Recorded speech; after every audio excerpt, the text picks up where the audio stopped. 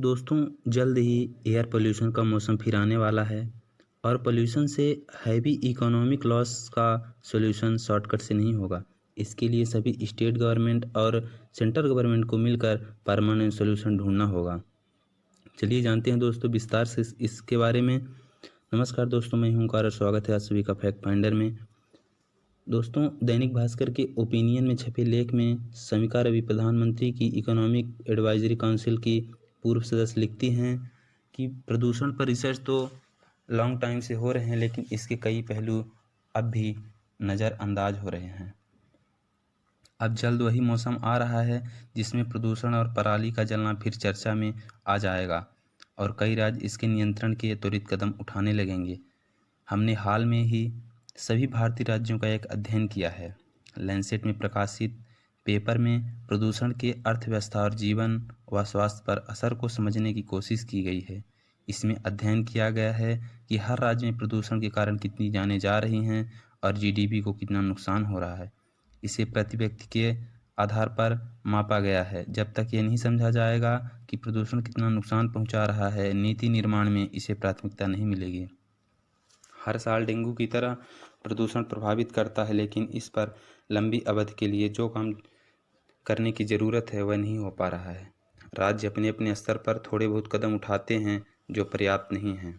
उदाहरण के लिए दिल्ली में ऑड इवन की व्यवस्था लागू की गई। दरअसल वायु प्रदूषण किसी एक राज्य की समस्या नहीं है।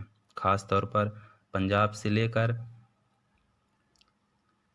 पश्चिम बंगाल तक गंगा के मैदानी इलाकों वाले राज्यों में प्रदूषण का बहुत बुरा असर रहा है।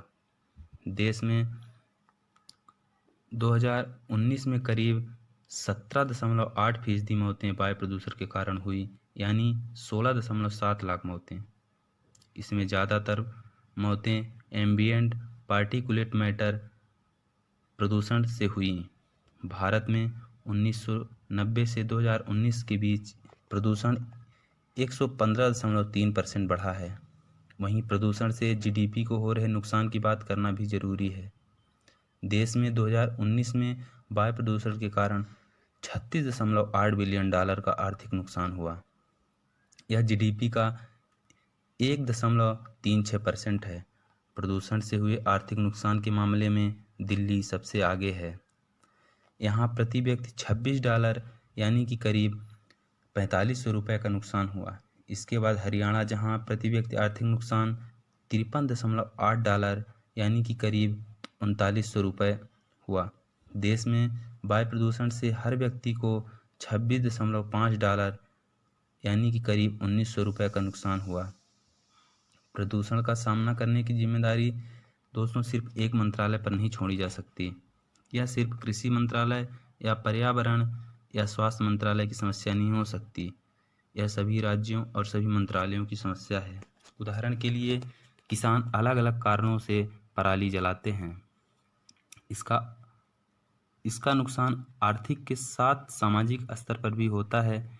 इसे गैर कानूनी बनाना भी समाधान नहीं है, क्योंकि ऐसे नियम लाने का फायदा नहीं है जिनका पालन ना हो सके। क्योंकि दोस्तों पराली जलाना, जब तक आप उनको जागरूक नहीं करेंगे, उनको बताएंगे नहीं, तो किसानों को ये बात समझ में नहीं आएगी। और जब तक उनको ये बात समझ में नहीं आएंगी, आप कितना भी नियम लाएं, कितने भी बिल पास करें, उनका कोई मतलब नहीं रह जाएगा। इसलिए पहले उनको जागरूक करना होगा। तो दोस्तों इसीलिए राज्यों के बीच भरपाई या पूर्ति की बात होती है।